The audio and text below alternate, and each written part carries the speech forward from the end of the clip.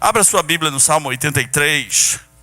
Salmo 83. Salmo é fácil, está aí no meio da Bíblia, não é? Dá para achar rapidinho. Ó Deus, não te cales, não te emudeças, nem fiques inativo, ó Deus. Os teus inimigos se alvoroçam, e os que te odeiam levantam a cabeça, e tramam astutamente contra o teu povo, e conspiram contra os teus protegidos. Dizem: vinde, risquemo-los de entre as nações, e não haja mais memória do nome de Israel. Pois tramam concordemente, e firmam aliança contra ti, e as tendas de Edom, e os ismaelitas, Moabe, e os agarenos, Gebal, Amon, Amaleque, Filístia, como os habitantes de Tiro. E também a Assíria se alia com eles, e se constitui braço forte aos filhos de Ló.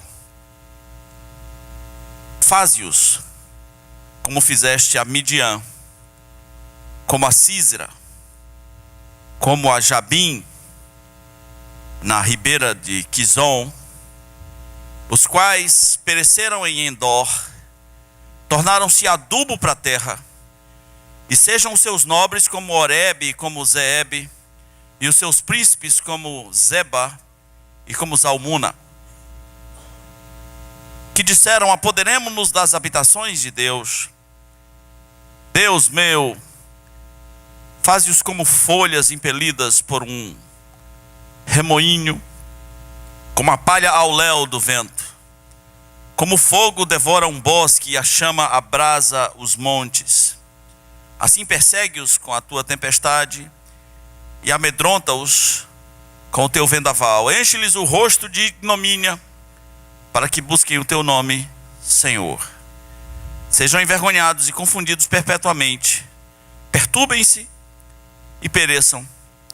E conhecerão que só tu, cujo nome é Senhor, és o Altíssimo sobre toda a terra. Amém? A gente tem aqui um salmo que dá uma lista de inimigos que fizeram parte da história de Israel. O objetivo sempre foi esse, no futuro ainda será esse, no presente é esse: vamos eliminar este povo. É um salmo escrito por Asaf, um poeta, um ministro de louvor, um professor de música.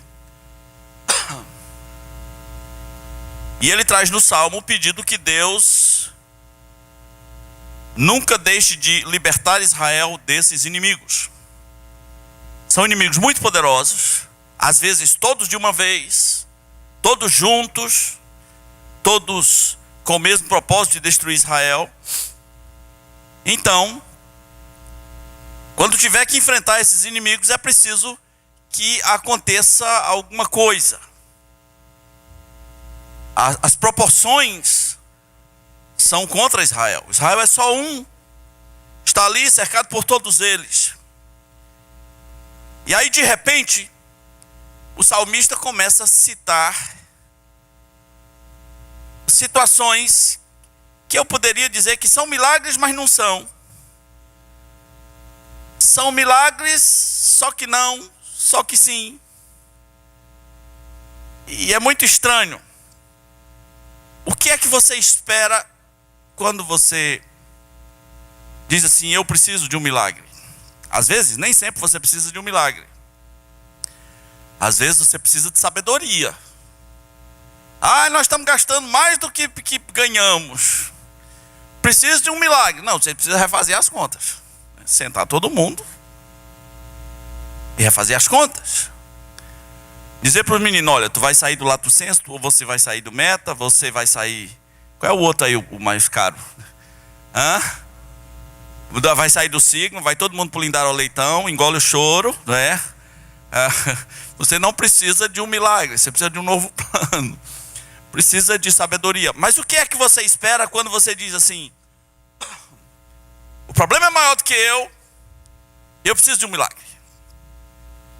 Eu preciso que alguma coisa incrível aconteça. O que você está esperando? Você está esperando que o céu se abra, que um anjo desça, fira os inimigos? Você está esperando que chova maná? Você está esperando que chova dinheiro? Quando você diz assim, eu preciso de um milagre, o que é que você está esperando? Eu gosto de, sempre que falo sobre milagre, definir o que é um milagre. Milagre, até que eu seja convencido do contrário, um milagre acontece quando alguma lei natural é quebrada. Uma lei natural foi quebrada, então temos aí um milagre. Por exemplo, Jesus andando sobre o mar, sobre as águas. Ele quebrou a lei da gravidade, quebrou uma lei, não é? Jesus ressuscitando um morto, ele quebrou a lei da morte. Jesus transformando 5 pães e 2 peixes em 100 mil peixes. Ele quebrou as leis da matemática. Então, quando a gente falar assim que aconteceu um milagre, estamos falando de uma coisa sobrenatural. E é por isso que é sobrenatural, não é natural. Eu passei diante de uma igreja e tinha uma coisa escrita que eu ri muito. Estava escrito assim: aqui os milagres são naturais. Então não é milagre. Aqui o milagre é natural. Então não é milagre, porque milagre é sobrenatural. Sobrenatural não é para estar acontecendo todo dia, é todo dia. Não. Quando Jesus esteve aqui era todo dia. Todo dia. Onde ele estava, com raríssimas exceções, ninguém sai da presença dele do mesmo jeito. Um doente não sai da presença dele do mesmo jeito. Quando ele esteve aqui, especificamente no seu ministério de 3 anos, é toda hora. É uma chuva de milagres, porque existe um propósito. Mateus diz, para que se confirmasse que ele é o Cristo. Para que se cumprisse o que foi dito através do profeta Isaías. Para que se cumprisse a palavra do profeta X, do profeta Y. Quando Jesus ressuscita, ali nos primeiros dias apostólicos, é quase todo dia. Quando o tempo vai passando, de vez em quando. E quando o tempo passa bem mesmo, aí já não rola muito. Por exemplo, Tiago adoeceu do estômago. Tiago não, Timóteo. O que Paulo fala para ele? Tome remédio. Tome vinho. Você está ruim do estômago? Tome um vinhozinho todo dia. Não beba só água, Timóteo. Beba vinho. Se é toda hora, já não é sobrenatural. Virou uma coisa natural. E milagre nunca será natural. Na história da Bíblia, existem muitas situações em que não há nada de sobrenatural. Nada, absolutamente nada. Nenhuma lei foi quebrada. Mas é aos nossos olhos um milagre. Pela intervenção de Deus, pela maneira como Deus usou as situações para resolver o problema. E eu e você, nas nossas vidas, temos que estar preparados para o fato de quando a gente precisa de uma resposta diferente, o céu necessariamente não tem que se abrir, um anjo necessariamente não tem que descer, a resposta pode estar ali do lado, um fenômeno natural, uma convergência de fatores que resolvam todos os nossos problemas sem que nenhuma lei da natureza seja quebrada. Obrigado. O salmista cita algumas dessas situações. Por exemplo, ele, no versículo 9, ele disse: eu quero que o Senhor faça como fez em Midian. Midian? Batalha de Midian? Quem lutou contra os midianitas? Quem lutou? Quem lutou? Vocês que leem a Bíblia. Não, mas que pessoa? Que juiz? Nem de Bíblia. Gente. Midianita, juiz. Pelo Senhor e por Gideão. Jesus, tá ruim. Mas tá ruim. Talvez você já participou até de uma campanha dos 300 de Gideão e não sabe nem quem é o cara, não sabe como foi. A vitória sobre os midianitas foi incrível. Gideão vence com 300 homens. Ele vence um exército de uma nação estrangeira, ele vence com 300 homens. Quando começou, eram 22 mil. Aí o Senhor estabeleceu lá umas regrinhas, né? As regras da guerra. Nem chegou a botar as 3 regras, botou só, acho que 2. Uma delas é quem for covarde e tímido, volte. Aí já diminui ali mais da metade. Depois, quem tem negócios muito específicos, quem casou, aquelas regrinhas de Deuteronômio, volte. Eu sei que acabou em 300. Tem coisa que parece o avivamento de Gideão, né? Começa com 22 mil, depois fica só 300. Comecei uma turma de grego aqui no seminário adaptado. Começamos com 20. E agora estamos com 4, né? É grego o negócio. É russo. Então, Deus disse, é muita gente. Não preciso de 22 mil para vencer os midianitas. Preciso de 300. Aí você vai dizer assim, olha, 300.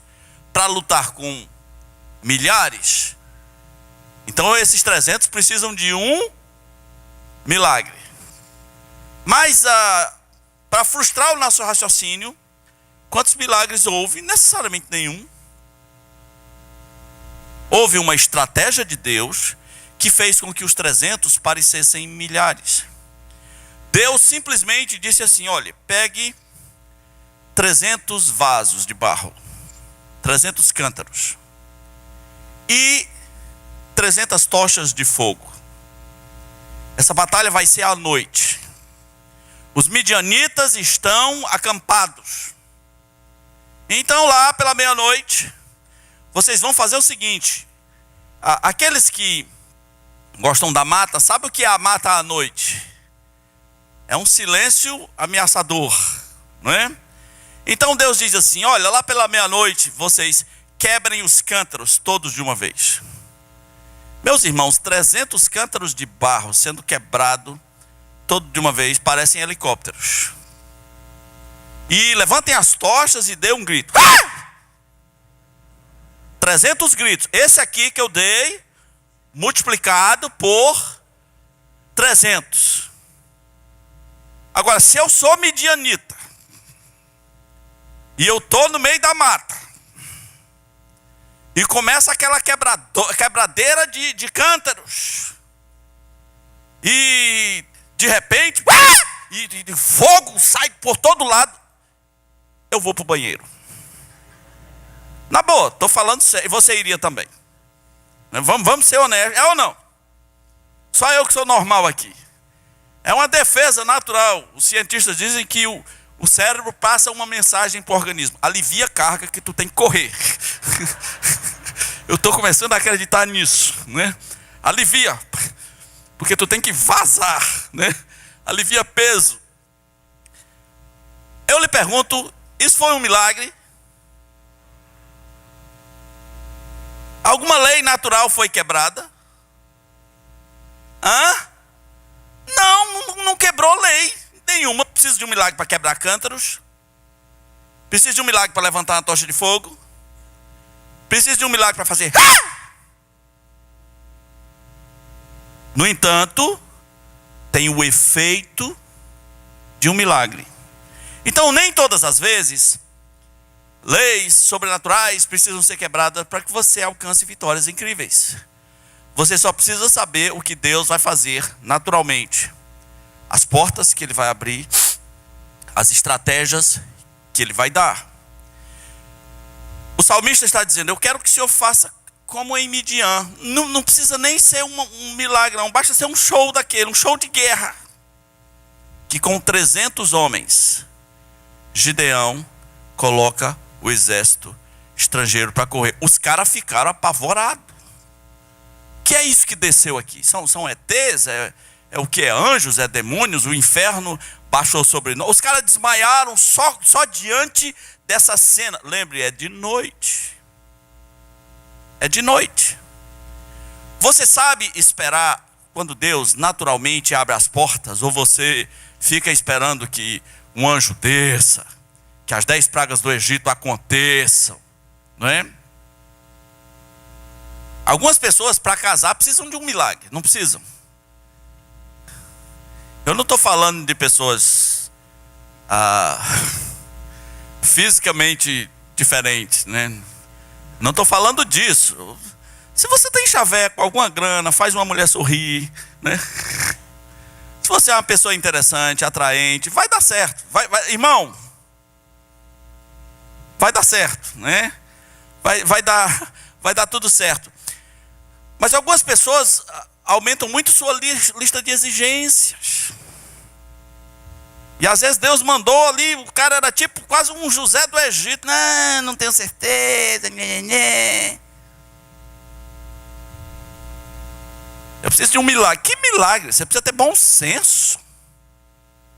Você precisa parar de nhenhenhê. E algumas pessoas, quando pensam que não, já passou 40 anos, 50 anos, né? Porque aumentaram tanto a lista de exigências. Ora, se eu estou numa alagação e estou isolado e preciso de um milagre, se Deus mandar o helicóptero, eu não vou dizer assim, não vou de helicóptero, só vou se for um anjo. Porque eu clamei por um milagre. Não, mas a gente é do bombeiro, aqui a gente veio aqui para te salvar. Não, eu creio que Deus vai mandar um livramento especial. Você está preparado para ver portas abertas naturalmente? Situações específicas que Deus abre naturalmente, sem ter que quebrar nenhuma lei espiritual, apenas movendo as coisas a teu favor. Você acha pouco? Ele diz, eu quero pedir que o Senhor faça como fez com Císera. Esses casos de Císera, acho que Císera é o cara que morre de uma maneira muito humilhante. Uma mulher dá uma pedrada na cabeça dele. Não tem um caso assim? Tem o da estaca e a pedrada. O Císera da estaca. Tem o outro da pedrada, né? Como foi? Ele ia passando, ele é o rei, ele precisa ser capturado. Tem uma mulher no andar de cima, está com uma pedra enorme na mão. O cara vai passando, pum, soltou a pedra. Pum. Não tem milagre, morreu. O Císera, me parece que ele está fugindo. Eu preciso de um abrigo. Aí a mulher diz, entra aqui. Aí ele foi dormir, ela pegou uma estaca, deu uma marretada na cabeça dele. Pronto, matou. Precisou de milagre? Não. O salmista dizendo, faça como Císera. E faça como Jabim no ribeiro do Quizon. Esse é o meu preferido. Esse milagre que não é milagre, mas é, só que não, só que sim, e a gente fica pensando até que ponto é um milagre, mas sem quebrar nenhuma lei. Apenas Deus abrindo as portas naturais que já existem. Como é esse tal do ribeiro do Quizon, do igarapé do Quizon? Vamos para Juízes capítulo 5. Lá nós temos o cântico de Débora.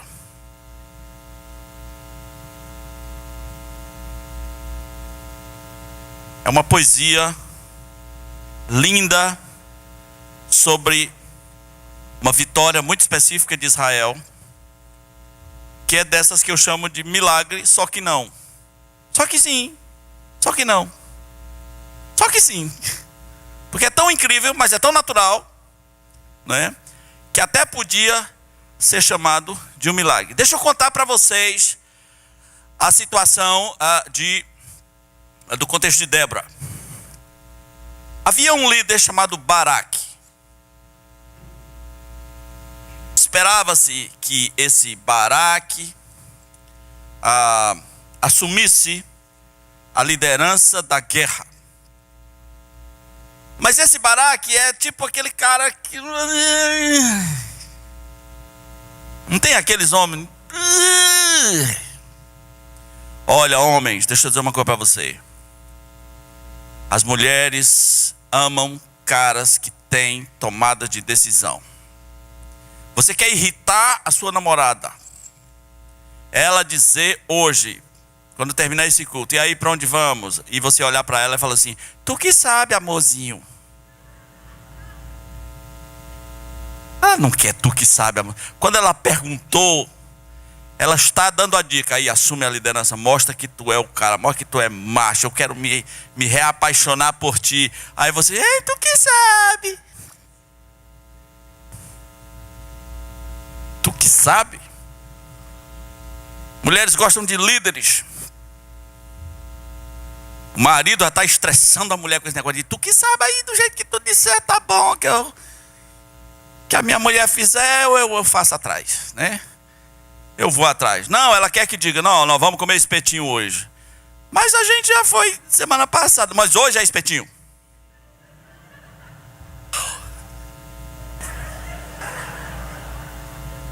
Meu Deus, que homem.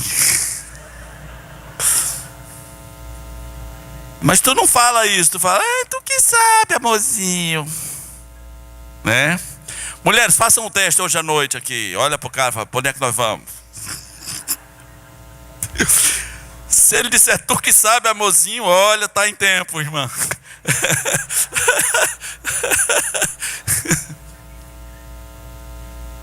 Tu que sabe, amorzinho. Então ela chega para esse Baraque e diz assim: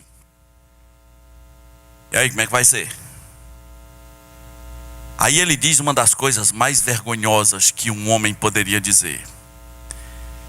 Ele diz para Débora: olha, eu só vou se tu fores. Estamos falando de guerra. Pensou o homem falar isso para a mulher? Se tu fores, irei. Deus trabalha com lideranças masculinas fortes. Aqui nós não temos pastoras. Por quê? Porque não tem na Bíblia. Pronto. Quem inventou as pastoras? Os homens, os feministas, as pastoras. Não tem. Ah, mas a mulher não pode servir a Deus. Sim, servir a Deus é uma coisa, ser pastor é outra. A liderança bíblica da igreja é masculina. E eu quero que você se lembre que Jesus não quebrou esse princípio. Quebrou tudo que é princípio cultural. Foi conversar com as prostitutas. A Bíblia não fala muito se tinha os travecos naqueles dias, mas se tinha, Jesus foi conversar com os travecos. Ele é Jesus. Ele é amigo de pecadores. Mas na hora de escolher os 12 apóstolos, ele podia ter dito: olha, gente, eu sou Jesus. E eu trago uma nova visão. Então nós vamos escolher 6 apóstolos e 6 apóstolas. Nem combina a palavra, né? 6 apóstolas. Não, é 6 homens. E tinham mulheres incríveis. Ou 6 não, 12, desculpa. E tinham mulheres incríveis ali, eu não tinha. Não é? E elas tinham uma outra missão, uma outra tarefa. Elas não foram chamadas para a linha de frente. Por que Débora está na linha de frente? Porque é momento de crise. Porque falta homem. Porque esses homens são como Baraque. Ah, tu que sabe, amorzinho. Se você chegar numa igreja que as mulheres estão mandando geral, os homens são banana. Eles estão lá parados e as mulheres começam a fazer tudo pensando que os homens vão se tocar com isso e vão fazer as coisas. Não, o homem é acomodado. Se tiver alguém para fazer, ele não faz. Não pense que o ativismo feminino gera másculos. Não, gera mais bananões. Gera uns homens assim, largados. Então as mulheres vão tocando horror, fazendo tudo. E eles: ô, irmã, parabéns. Olha, eu gostei. Vocês são umas irmãs, umas princesas. Né? E as bobas vão fazendo tudo. Isso não funciona.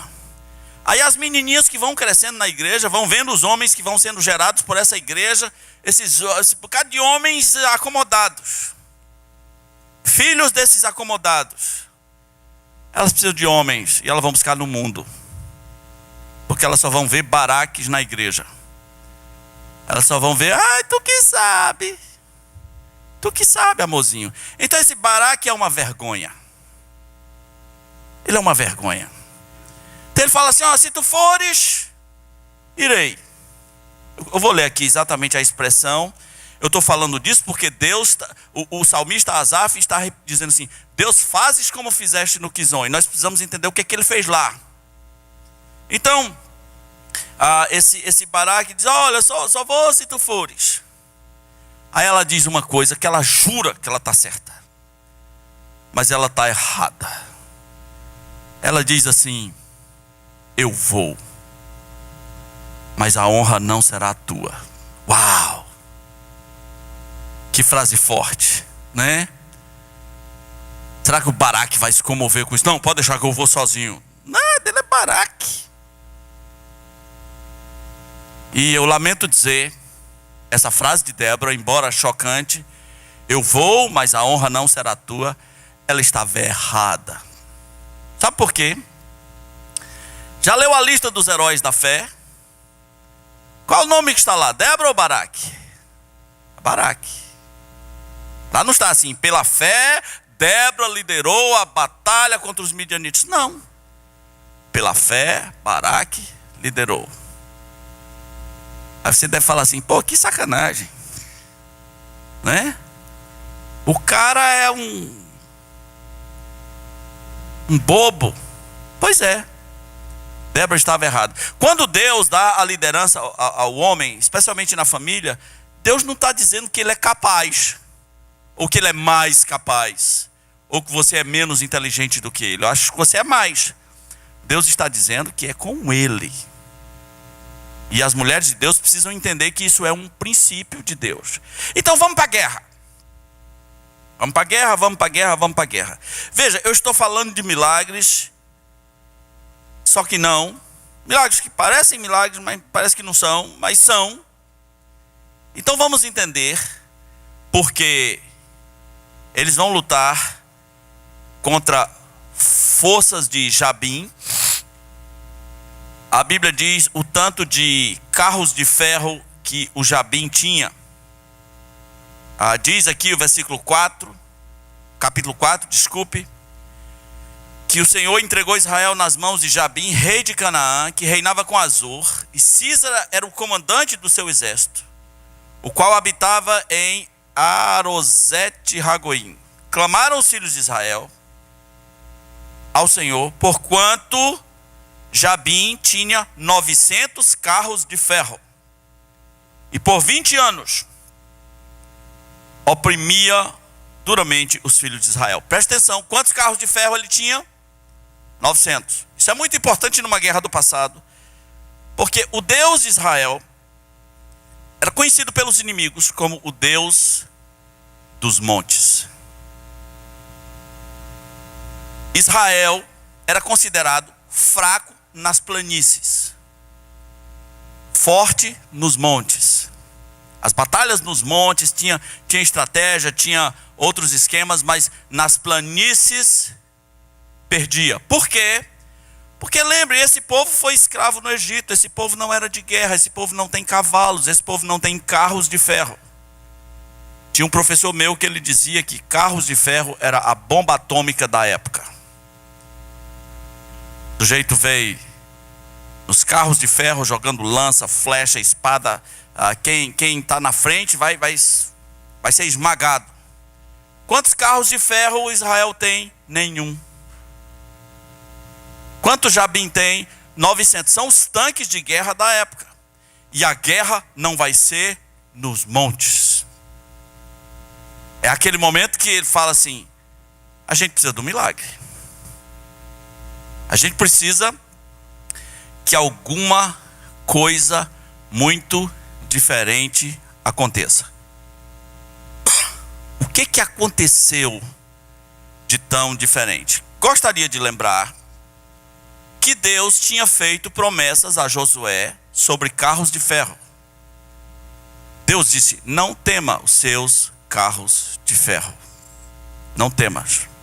A Bíblia diz que em algumas batalhas Josué pegou os carros de ferro dos inimigos e queimou.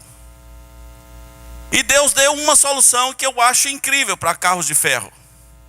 Uma dessas soluções que a gente vai dizer é um milagre, só que não. Deus disse: eu mando abelhas. Tá bom assim? Quem pode com abelhas? Eu estou pilotando o carro de ferro, aí vem uma abelha, eu vou ficar dentro do carro? Eu vou vazar uma abelha? Não. Várias.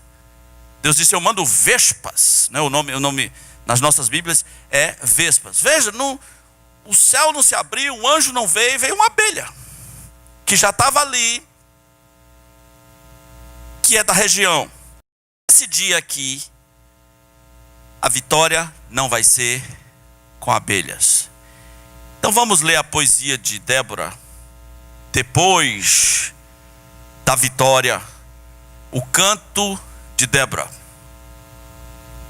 Juízes capítulo 5. Naquele dia, cantaram Débora e Baraque, filho de Abinoão, dizendo... Ele agora vai cantar junto, né? Ele é o Baraque. Baraque cantador, Baraque da vitória. Tu que sabe, amorzinho.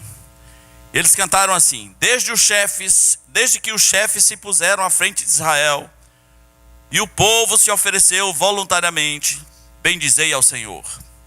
Ouvi, reis, dai ouvidos, príncipes, e eu mesma cantarei ao Senhor. Veja que a música é dela, ele está só pegando carona, né?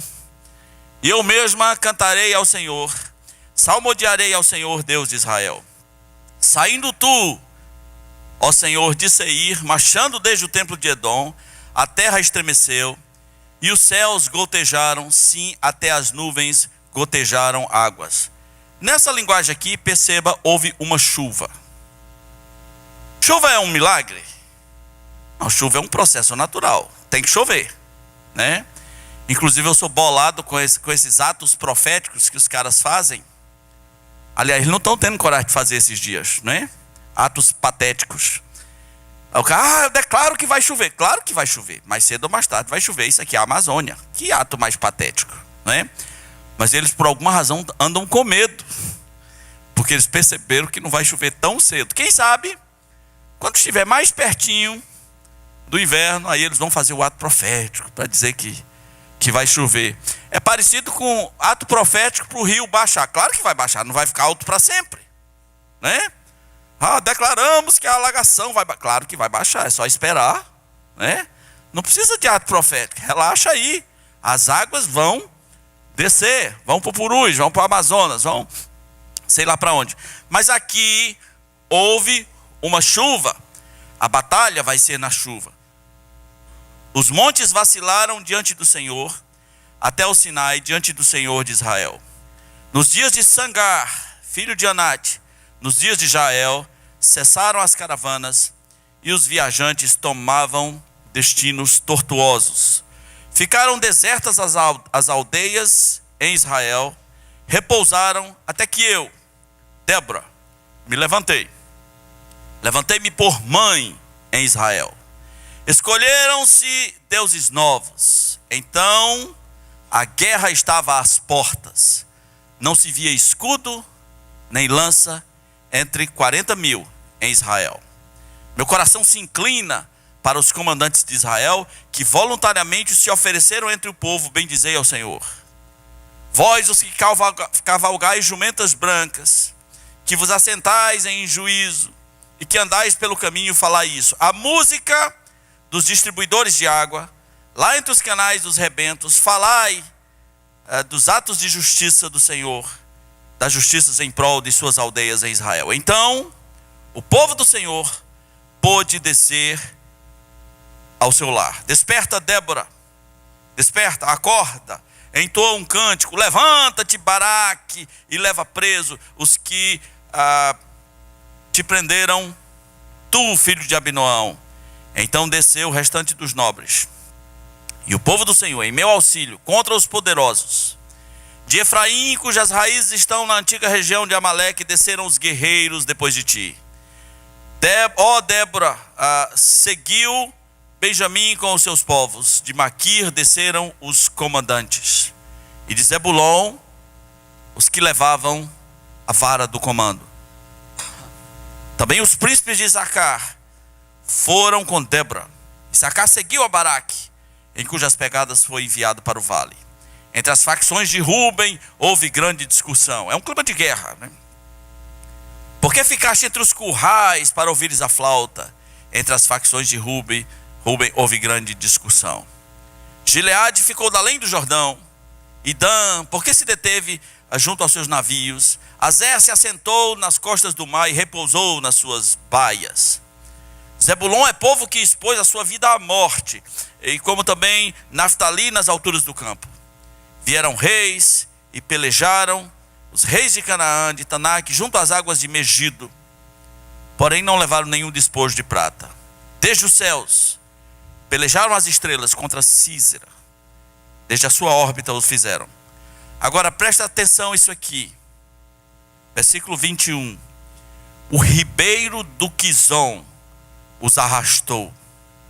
Quizon, o ribeiro das batalhas. Avante, minha alma, firme. O Quizon é como se fosse um igarapé, e ele de repente começou a encher. Diz a Bíblia, versículo 22. Então as unhas dos cavalos socaram para galopar, o galopar dos seus guerreiros. Lembre, são carros de ferros puxados por cavalos. Se o Quizon está alagando, a região em volta virou um atoleiro, os cavalos não vão conseguir sair dos lugares. As unhas dos cavalos vão ficar em problemas. Amaldiçoai a Meróis, diz o anjo do Senhor. Amaldiçoai duramente os seus moradores, porque não vieram em socorro do Senhor. E seus heróis. Bendita seja sobre as mulheres Jael, mulher de Eber, o queneu. Bendita seja sobre as mulheres que vivem em tenda. É aquela da estaca. Água pediu ele, leite lhe deu ela. Em taças de príncipe lhe ofereceu nata. A estaca estendeu a mão, e ao maço dos trabalhadores à direita, e deu o golpe em Císera, rachou-lhe a cabeça, e furou, e traspassou-lhe as frontes. Ao pé dela se encurvou, caiu e ficou estendido. A seus pés se encurvou e caiu, onde se encurvou, ali caiu morto. A mãe de Císera olhava pela janela e exclamava pela grade: por que tarda em vir o seu carro? Por que se demoram os passos dos seus cavalos? As mais sábias das suas damas respondem, e até ela a si mesma respondia: porventura não se achariam e repartiriam despojos? Uma das moças, ou a cada homem, para Císera estofos de várias cores, estofos de várias cores e bordados. 1 ou 2 estofos bordados para o pescoço da sua esposa. Assim, ó Senhor, pereçam todos os teus inimigos. Porém os que te amam brilham como o sol quando se levantam no seu esplendor. E a terra ficou em paz durante 40 anos. Essa festa foi muito comemorada. 20 anos de servidão. E na poesia de Débora ela está dizendo assim: a mãe do comandante Císera deve estar esperando por ele. As pessoas estão esperando pelo despojo, que é os prêmios de guerra, os colares, as vestes, as ovelhas. Onde estão? Cadê os presentes para as moças? Cadê os bordados? Não vai chegar, porque não vai ter despojo. Qual foi o milagre, só que não, que aconteceu aqui? Apesar da cena, além da cabeça quebrada de Císera por aquela mulher Jael, o milagre foi uma chuva no igarapé que transbordou e os cavalos ficaram atolados. Você é um guerreiro israelita. Você nunca lutou contra carros de ferro. Ou pelo menos você não foi treinado para isso. E agora estão vindo 900 carros de ferro. O que você tem, no máximo, sua espada. Mas você descobre que esses carros de ferro estão todos atolados. Você, como soldado, faz o quê? Você só tem que ir lá e tome. Simples assim. E foi assim que aconteceu. Alguma lei natural foi quebrada? Não. Aconteceu uma chuva, um atoleiro, os cavalos dos inimigos não puderam correr, Israel matou seus inimigos, não vai ter despojo de guerra, e a terra ficou em paz por 40 anos. Volta lá para o Salmo 83.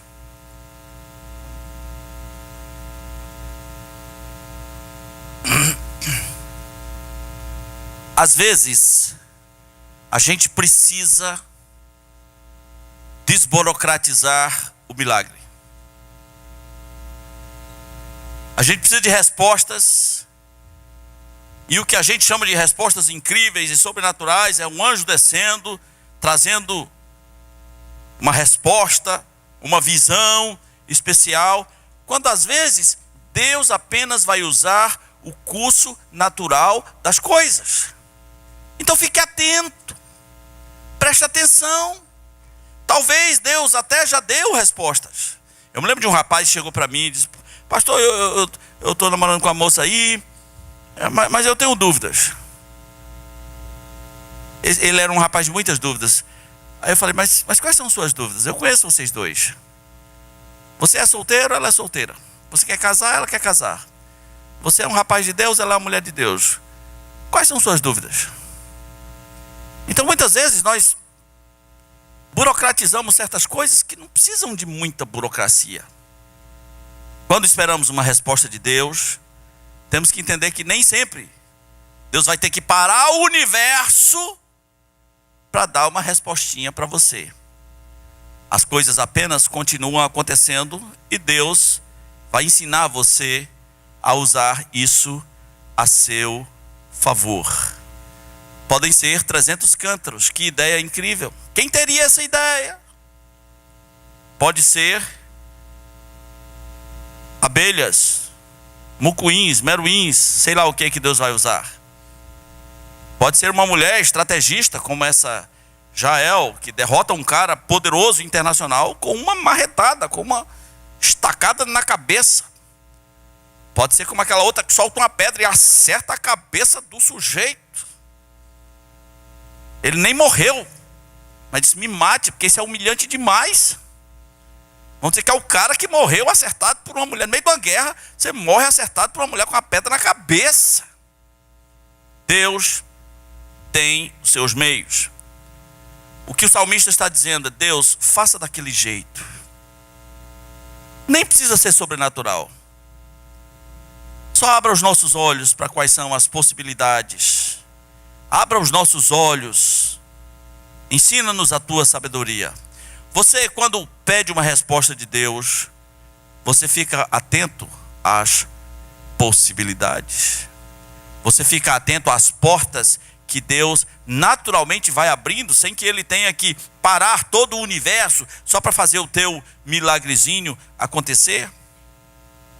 Algumas dessas estratégias incluem sabedoria. O caso de Gideão é fascinante. Dá para ganhar uma guerra daquele jeito? Dá. 300 cântaros, 300 tochas, 300 gritos, tudo ao mesmo tempo, no meio da mata, assusta até o Mapinguari. Não dá para ficar normal com isso. E aí a gente tem que pensar assim: eu amo a sabedoria de Deus.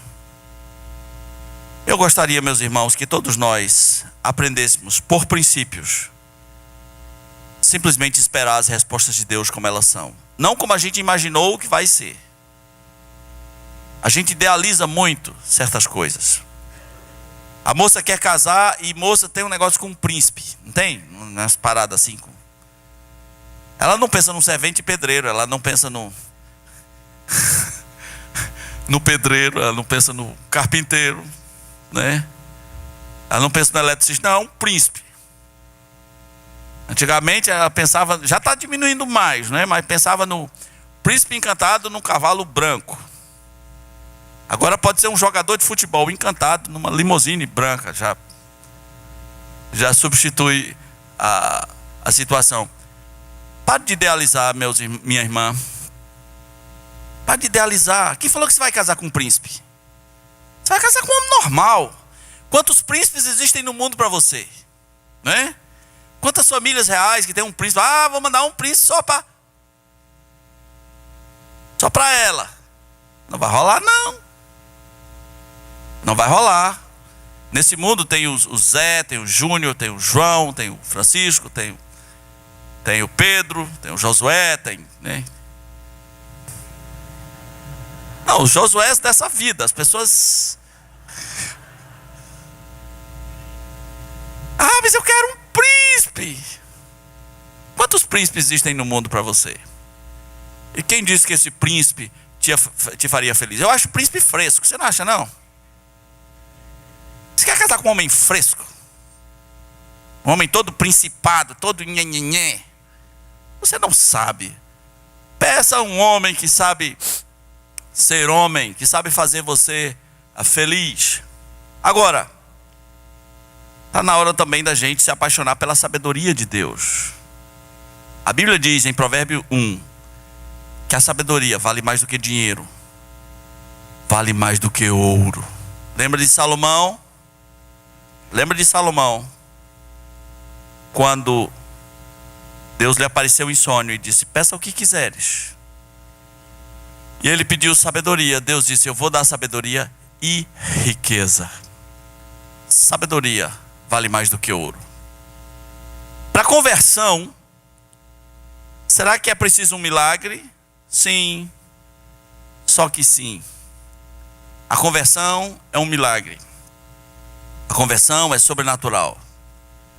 Por que as pessoas se convertem? Porque Deus milagrosamente quebra a lei do pecado e da morte e traz o Espírito de vida e coloca a vida dentro de nós. E é como uma ressurreição. Ele nos deu vida, estando nós mortos nos nossos delitos e pecados. Foi assim. Foi o poder da ressurreição. Quando Jesus estava no seu túmulo, o poder da ressurreição invadiu o túmulo, moveu a pedra, trouxe Jesus de volta. Quando uma pessoa se converte, a Bíblia compara isso à criação do mundo lá de Gênesis 1, quando a terra era um planeta cheio d'água e escuro. E Deus disse: haja luz. A Bíblia diz que da mesma maneira, Deus diz hoje aos nossos corações: haja luz. O mesmo Deus que resplandece em nosso coração a iluminação da glória de Cristo, para que nós venhamos conhecer a Jesus. E aí, nesse sentido, meus irmãos, milagre, só que sim. Você só é, ou você é convertido, ou você não é convertido. Algumas pessoas têm que chegar à seguinte pergunta: eu sou mesmo convertido? Aconteceu uma iluminação espiritual, um convencimento espiritual de Deus em minha vida? Ou eu fui apenas me acostumando? Aqui não tem meio termo. Uma vez nos Estados Unidos, uma igreja congregacional, uma denominação se reuniu e criou uma lei horrorosa. É conhecida como a lei do meio caminho. Chama em inglês de Halfway Covenant, a aliança do meio caminho, do meio termo. Eles chegaram à seguinte conclusão: pessoas boas que vêm à igreja, pessoas decentes que vêm à igreja, deveriam batizar seus filhos. Pessoas decentes que vêm à igreja deveriam participar da ceia do Senhor. Eles estavam confundindo cristianismo com moralidade. Cristianismo não é isso. Não existe meio caminho. Deus não está querendo saber se você é decente. Deus está querendo saber se você é um falido, se você é pecador e diz: Deus, tenha misericórdia de mim. E aqui é um milagre. Não existe meia conversão. Creia nisso. Vamos orar. Nosso Deus, te agradecemos porque tu és bom e muitas vezes fazes coisas incríveis aos nossos olhos e para as quais nós nem estamos atentos, nem percebemos, nem glorificamos o teu nome pelos livramentos, pelas maneiras maravilhosas com que tu naturalmente, usando os meios naturais desse mundo, conduz a nossa vida. Que os nossos olhos estejam abertos, o nosso coração esteja sensível para te glorificar por essas coisas, como se fosse um milagre. Situações naturais com caráter de milagre, e que haja um reconhecimento que o poder vem do Senhor.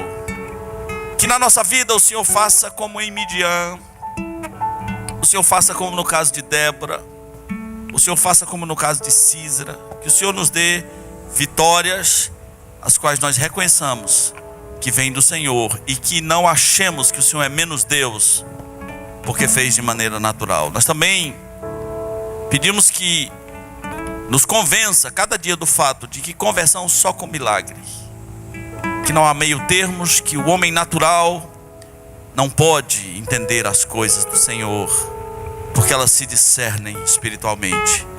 E que pessoas que estão aqui, que acham que são convertidas, mas não são, que nunca tiveram uma iluminação espiritual, que entendam que o cristianismo não tem nada a ver com eles serem bonzinhos, mas com eles admitirem que são maus na tua presença, e clamarem por misericórdia, e clamarem por Jesus para perdoar seus pecados, e escrever seu nome no livro da vida.